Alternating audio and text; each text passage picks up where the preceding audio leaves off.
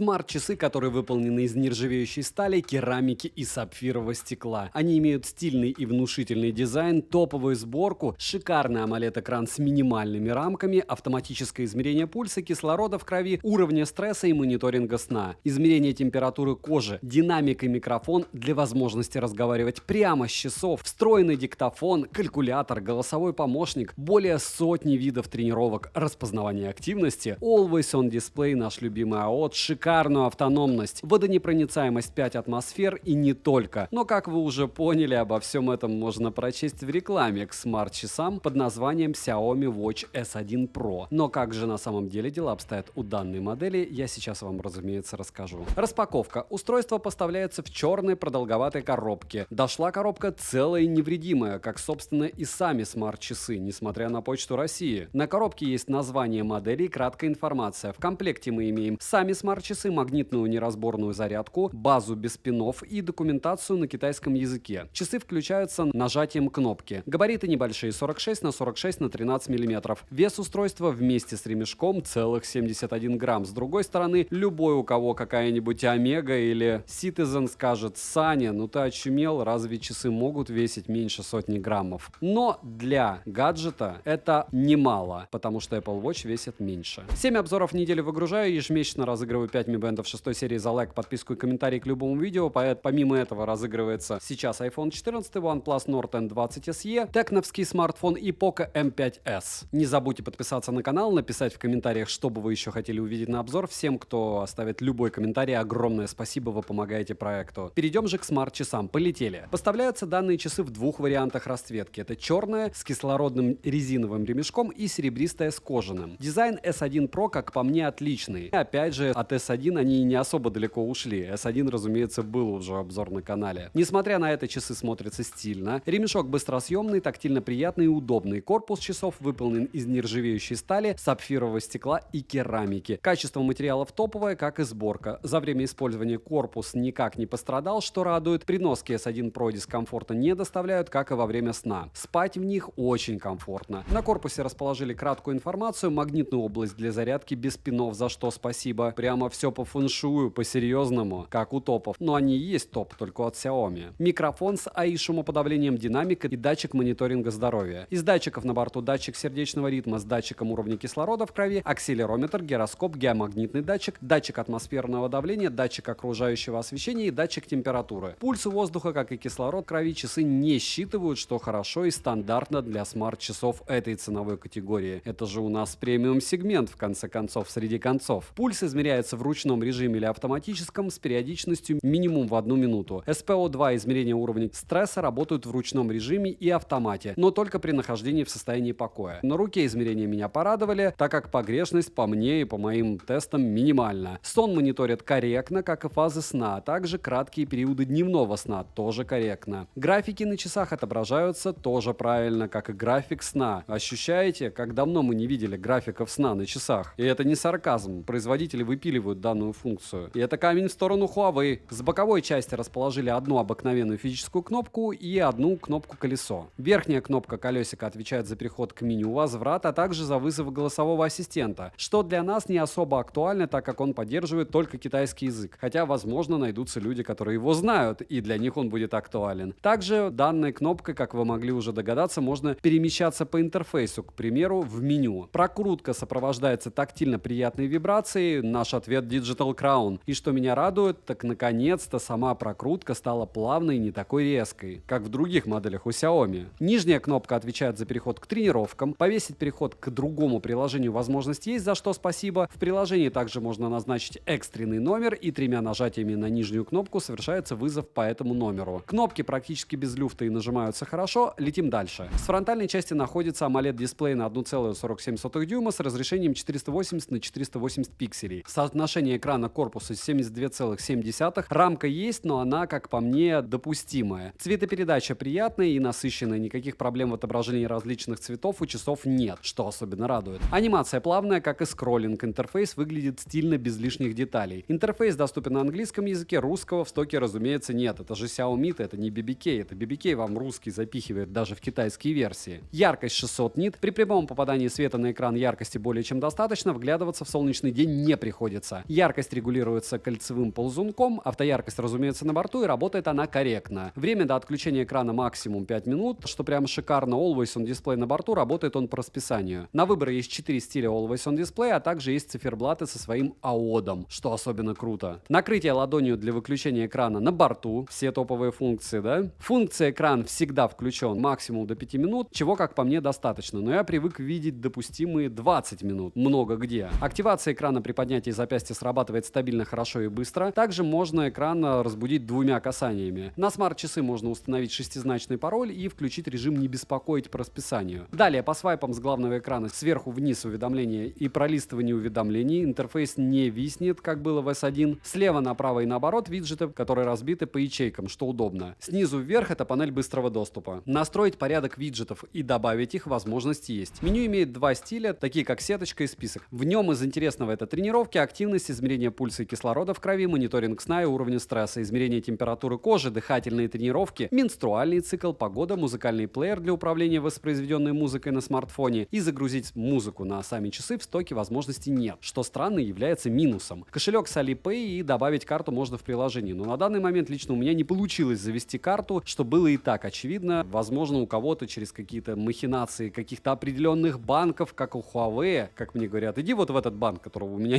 нет в городе, сделай карту и привяжи. Вот это политика Huawei. У Xiaomi может быть такая же. Далее есть контакты, звонки, диктофон, удаленная съемка, которая работает корректно, будильник, секундомер и таймер. В фоновом режиме может работать только таймер, так что считайте, есть мультизадачность, но не по полной. Давление, компас, фонарик, поиск телефона и калькулятор. Разумеется, в меню также есть другие приложения, но они предназначены для Китая. Но если вы из Китая, вы уже увидели, какие приложения. Летим дальше. Чип установлен с техпроцессом в 12 нанометров. Интерфейс MIUI Watch версия 1.0, Bluetooth версия 5.2, почти последние 5.3. Подключить наушники возможность есть, а вот нагрудный датчик подключить нельзя, что еще один минус. Хотя вполне возможно, у меня не тот нагрудник поларовский, и у вас получится с каким-то другим их подружить. Но я такой функции не нашел, со своим не смог подружить, значит, делаю вывод, что с Polar'ом не работают. Часы подключаются к Wi-Fi, что неудивительно. NFC-модуль в наличии, как вы уже поняли, тренировок на борту более сотни режимов, автопродление тренировки есть, как и отслеживание плавания. GPS на борту и местоположение часы определяют до 7-10 секунд. Карты строятся неплохо, отклонения есть, но незначительные. Загружать маршрут на часы нельзя. Во время тренировки есть возможность пользоваться музыкальным плеером, также можно включить интервальную тренировку и напоминания. Далее, на входящий звонок можно ответить или сбросить его. Звонки происходят через Bluetooth соединение, быстрых ответов, к сожалению, нет. Разговаривать через часы удобно, микрофон, как и динамик, отрабатывает отлично. Вибромоторчик, силу вибрации настроить можно. Я его по утрам ощущаю еще как. Уведомления приходят моментально, но отвечать на них нельзя, и быстрых ответов не завезли. Иконки приложения отображаются корректно, как и смайлики, что очень хорошо. Опять же, по поводу уведомлений, возможно, к тому моменту, как вы будете смотреть обзор, они либо появятся, либо там как-то по-хитрому необходимо куда-то заходить и отвечать. Вспоминаем часы, у которых есть клавиатура, улыбаемся, машем, забываем и летим дальше. Емкость аккумулятора 500 мАч,